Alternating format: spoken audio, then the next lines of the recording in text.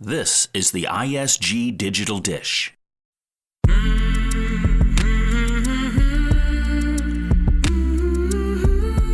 Welcome to the Digital Dish, a podcast for women's voices and perspectives in the digital world.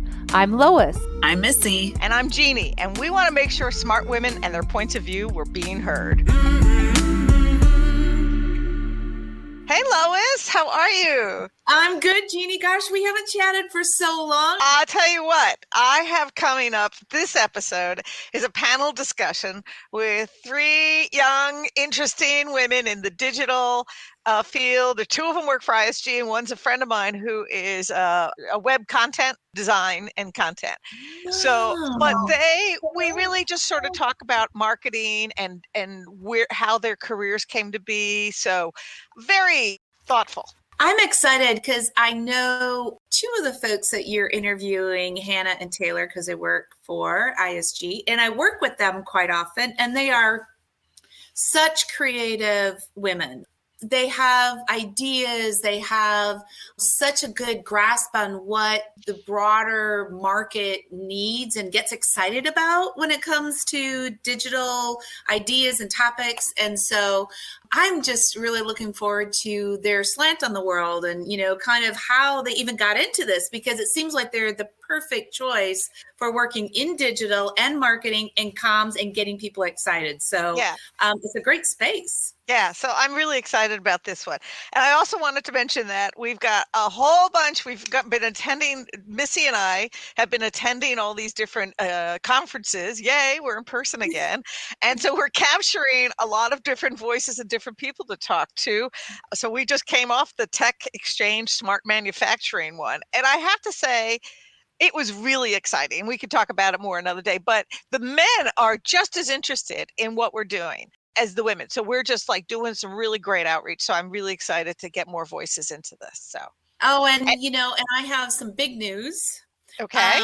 To that point, how do we get more voices? How do we recognize more women and the impact that they're having in this digital world? Is we're doing a Women in Digital Awards.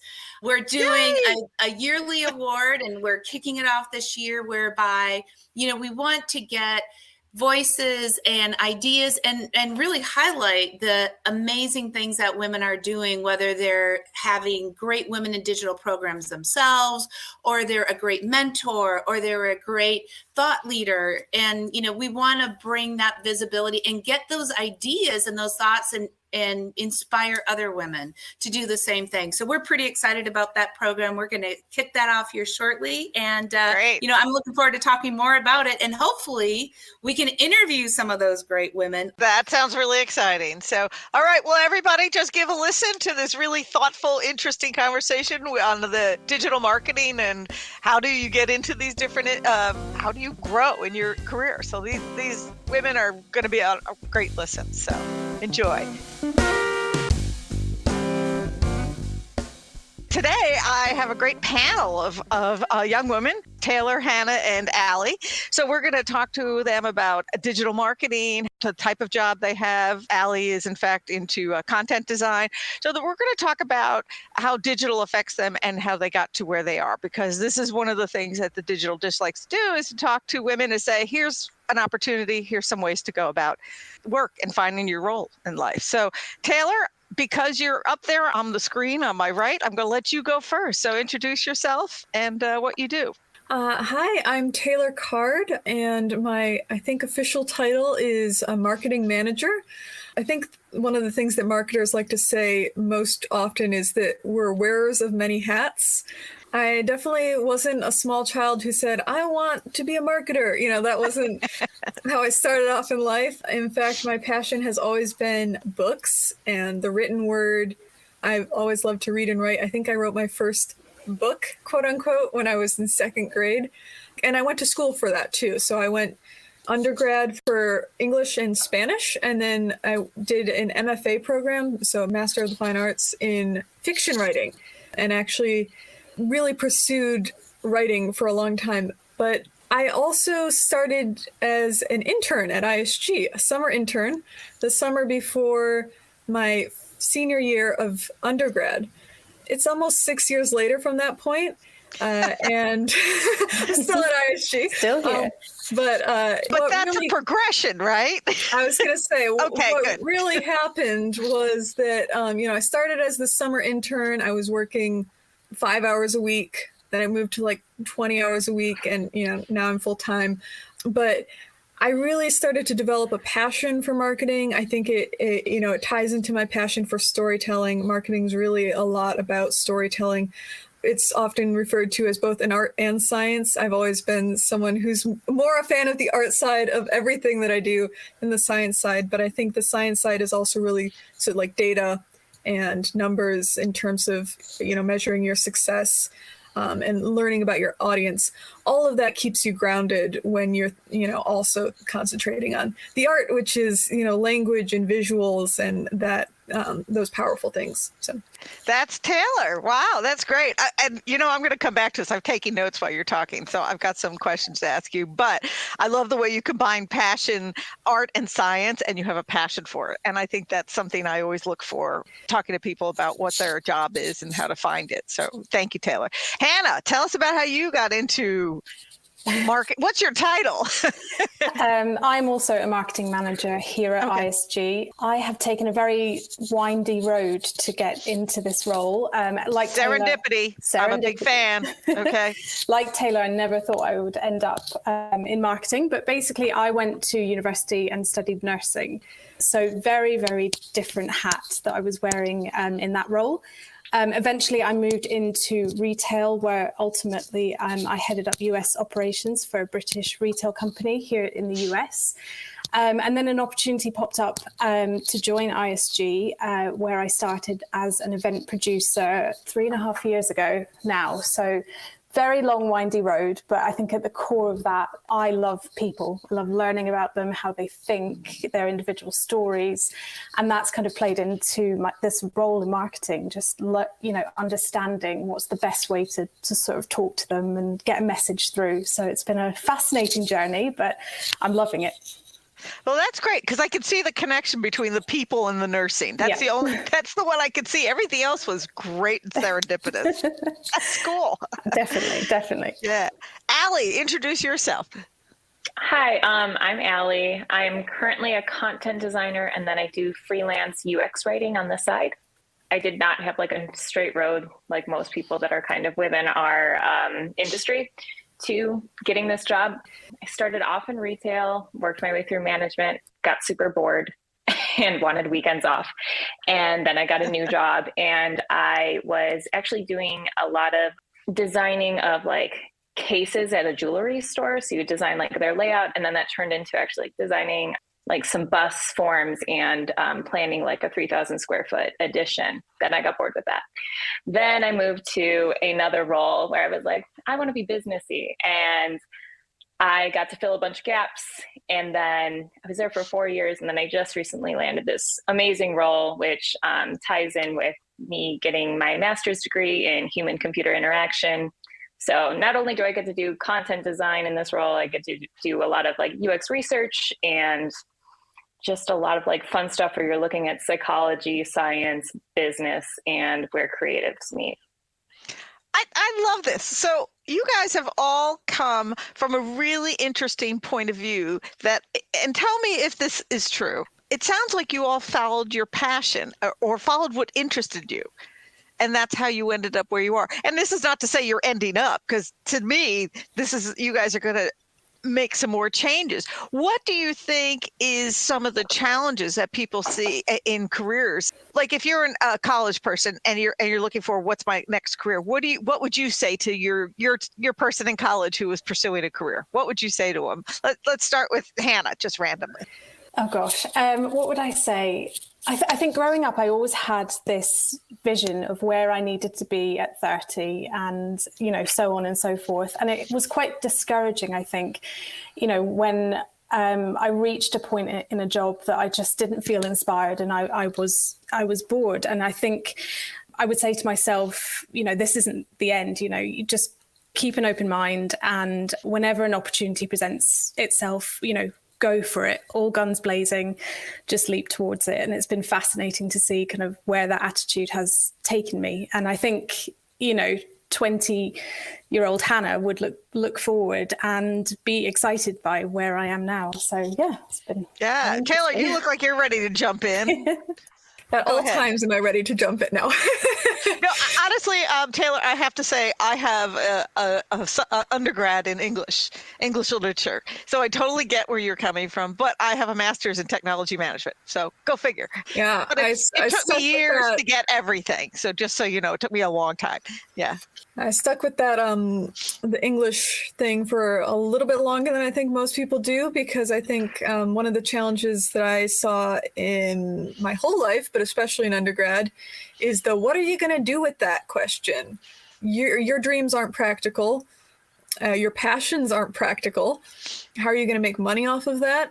Mm-hmm. And also it's a very specific expectations of what success looks like that kind of create those questions. So I think for me, when I was talking to in my, senior year of undergrad and even in my senior year of high school, I talked to a lot of people about how do you determine what you're going to do in life? And they said, you don't necessarily get to just know that. Right. You really have to, first of all, in the age we live in, a lot of jobs that, currently exist did not exist when you were going to school. So, that's changing so fast. And then, 100%. And then also the other part of it is that I think, especially for women, the path to your career or careers is always going to be really zigzaggy because, there are certain expectations for what a woman's job is. It's not so narrow as that, but we are recommended more on this side of the fence jobs instead of perhaps, everyone's saying you could go this way. Corporate America was almost never on my mind or never recommended to me as a position or a job, and especially not the technology space. I don't think there's one path, but I think being open and flexible and always asking questions, talk to other people, and don't expect to know everything and be okay with that. I think that's the really hard part. Yeah. Allie, what about you? If I was going to talk to my younger self, I would probably just say lean into the ambiguity. I think women have to be, and female identifying, we have to be okay with ambiguity because nothing's going to be straight and simple. And it's not formulaic. You cannot make a path. It's not step by step, unfortunately. It is going to be, you're going to have this weird twisty road and it's not going to make sense. And it's going to be way more uncomfortable than it is nourishing for a while. And then suddenly things just kind of work.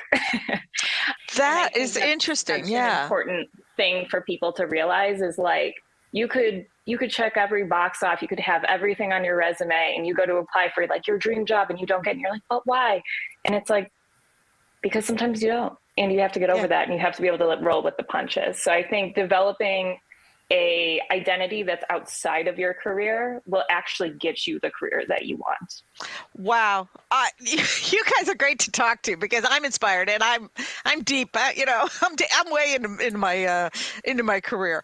I like the question, what success looks like. And I want to kind of focus it on the digital. I think Taylor, you said something about all the jobs that were available 5 years ago don't exist or they're completely different now. And that's what I remember I told my kids who are your ages, hey, just follow what interests you because everything's going to be digital at some point. So what do you guys see in your future from a digital perspective? And I'm not saying, and because we just talked about ambiguity and serendipity, so I'm aware of that. Think about where do you think things are going for the things that you do now. So, Allie, I'm going to start with you again, just to shake it up. Sure.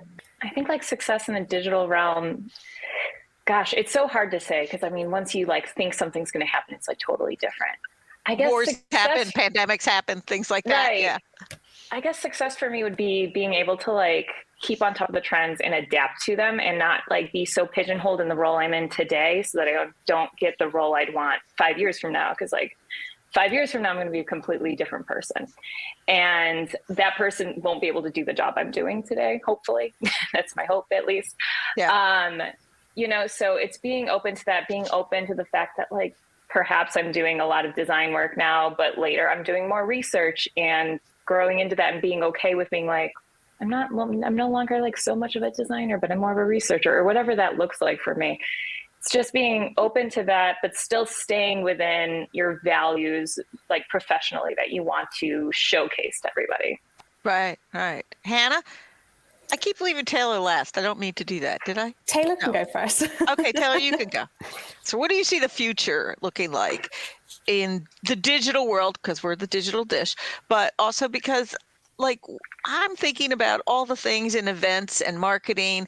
Where do you anticipate it? And we're all just making educated guesses here. So what would you like to see? There's a go. What would you like to see happening? Like to see. Well, Yeah. I love what Allie just said. I think both the question of discomfort and identity are so important. I think we all mentioned being bored. Yeah. And, boredom necessitates change. So I think identity necessitates change. But in terms of where I would like digital to go, I think empathy is something that I think needs to be woven into all things digital more. How do you do things digitally and still have a really incredible work culture? I think that's a question that I'd like to see answered better, and innovation in that space. And then I guess the other thing is the question of connection.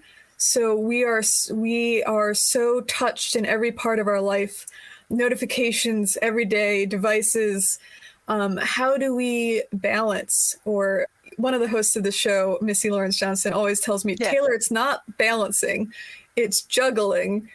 And we all drop things. So how do we juggle all of these digital connections in a way that kind of is sane? Because a lot of times today it doesn't feel sane. So I think that's something that the world of digital will need to think about going forward is, constant connection. How is that practical, and how can we make it practical? I think Taylor made a really good point there. If we think about the world 2 years ago and how much it has changed, and technology has enabled so much of that. But I think with that rapid change, I don't know about you, but the amount of work that has come out of it is huge. And you are struggling every single day to balance, just your personal well-being with your workload. And I don't think that rate of change is going to slow. If anything, it is going to speed up. So, success in the digital space, I think, is about learning how that balance, and technology will make it easier, but we're not quite there yet. But hopefully I hope that we get to a place of more balance. Well, I think that's the thing that Taylor, you brought up was empathy. I think empathy. And then we talked about women in tech. And how the zigzag and there's no expectation, what the expectations are for women in tech. And that's one of my rants, and I've done this before, so I won't do it again. But I do think one of the challenges, and everybody's free to rant here, is that women in technology, in the digital world, how do we get the people in the digital world to see us and to build that empathy? Where do we have to push to get that empathy and to get that even playing field, to be part of the discussion? I feel like that's a big issue for having more women and people identify of different colors and races and genders. I think that is, how do we get more empathy into that design? I think I started out in the technology space 3.5 years ago, and I have to say the change that I've noticed over that time has been huge. So ISG with the Women in Digital program, as a company culture, we are really kind of pushing that. And I think all of us in that space, we have a responsibility to kind of, like we're doing now, tell our story. And I think that is going to help going forward, just more voices to show what's possible. Allie? Thank you. I think a really important thing when it comes to empathy in the workplace is creating a new culture and like being okay with that. Because as we're bringing in more people, we can't have them assimilate towards us, and then we can't have other people assimilate towards something else. It has to be an agreed upon culture between everybody, because everyone's a part of the culture. And I remember I like learned that in my sociology class, and I was like, that's such an interesting way to look at it, because a lot of people look at it like, well, that's their side and this is my side and we're all different. It's like, no, we're all the same people. We're all sharing the same values within a corporation. We all have to work together towards a goal. And I think that's something that like the companies that are going to do really, really well in the next 5 to 10 years, they're going to prize that over a lot of things that we've seen, because all of those key metrics that we used to see all the time and the revenues and all that is tied directly to the culture of your company. And I think that is going to be a major change. So the companies that can embrace the uncomfortable discussions that you have to have about your C-suite looking the way it does, and prioritizing employee resource groups and all of that sort of thing. And talking about, we have to give people room to grow. We cannot have so many terminal positions, and we have to make it known to the people that are working here, you have an opportunity to grow, and here's where you can see that. And here's the money that you would get with that, instead of you being like, I don't know, does that sound like enough money for what I think I am worth? Yeah. I think the transparency on the money would be really important. Yeah. Taylor? This is an area that I have a lot of passion for. So of course I don't go for it. I'm very fond of a rant, so go for it. I think that of course transparency is so important to all of this. In addition, the fun word of diversity doesn't exist without equity, inclusion, and belonging. You can have, as Allie kind of put it well, you can have a diverse employee group, but if all of those employees don't feel like they belong, if they're not contributing to the culture, and if the culture is one-sided, it's not truly successful. We shouldn't only be learning or only putting out one identity. We should be learning about each other. That means conversations need to happen, especially as a global company at ISG. It's so important for us to learn about, each other's lives, situations. Everything's connected right now. The Ukraine situation, the pandemic, it is affecting different people in different ways. And I guess I go back to empathy again when I talk about this, because it's understanding other people's situations, where they're coming from, and that they may be different from you. I think a lot of times people really struggle when they're not experiencing something, it doesn't exist. That's really problematic. We need to open the doors to, I may have no point of reference for this person's experience, but that doesn't mean it's any less valuable than mine. And that's really crucial, I think, and needs to be kind of driven, not just by individual employees, but at a pretty elevated level in the company. It needs to be driven by leadership. Wow. I'm sitting here blown away. You guys are all so smart and so much fun to talk to. I just want to say, I really think that was a really powerful discussion, and I want to wrap it up on that. Does anybody want to add anything? Because I think we covered, if we were running the world, it would be so much better, right? I think the only thing that I would circle back to is something like Taylor, I think, was saying. It's like we all touched on boredom. And I think a lot of people confuse boredom with stagnation when they're early on in their careers, but it's really like your time to be your most creative. And I wish I knew that sooner, because if you have time and you're bored, do something, try something. There is no cost to failure when it's kind of on your own. I mean, if you want to do something for free for somebody, it's free. They don't have to use it.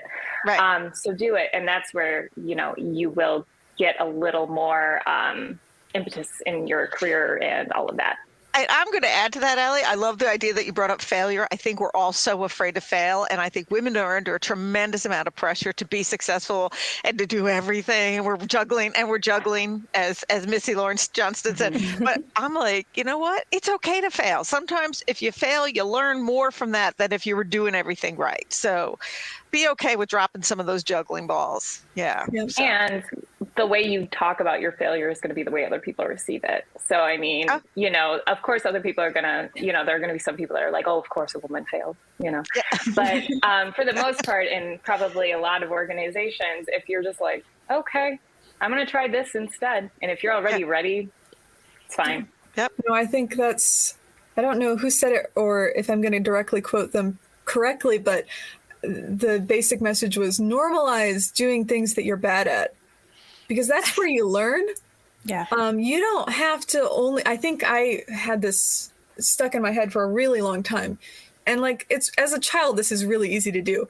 You like love what you're good at. You're like, oh, I'm good at baseball, so I'm going to love baseball. It's like, that doesn't have to be the truth, you know? And then I think connected to that to me is creative outlets. I think having those creative outlets, those things that aren't directly tied to your work, they so much feed into your sanity.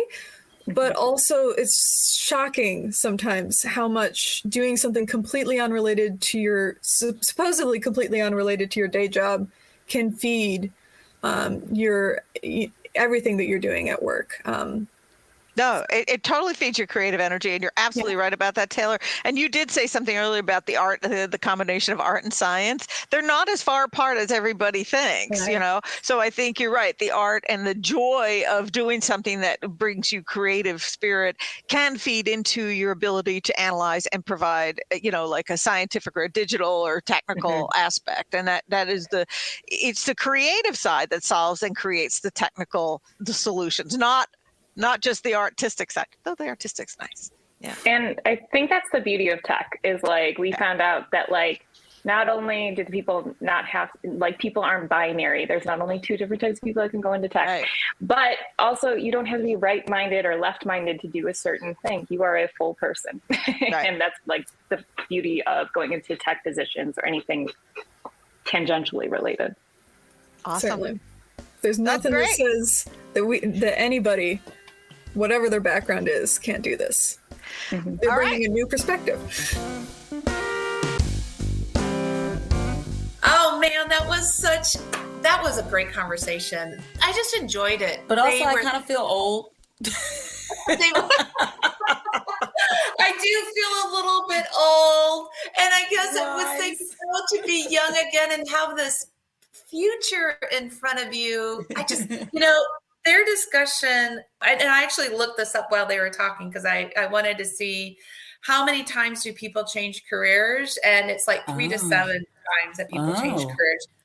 But I just thought that was, you know, when you think of even someone, whether they're new going into their career, like they are all very young, or even ourselves at our, you know, mature part of our careers, you know, the fact that you're not in this like heavily driven row or this path that you have to go down, actually celebrate, or it's exciting the fact that you can, you know, your careers will do different things and you do, you know, and it makes our futures, no matter what age we are, exciting because you can always do something new and different. And that's the exciting thing about your career.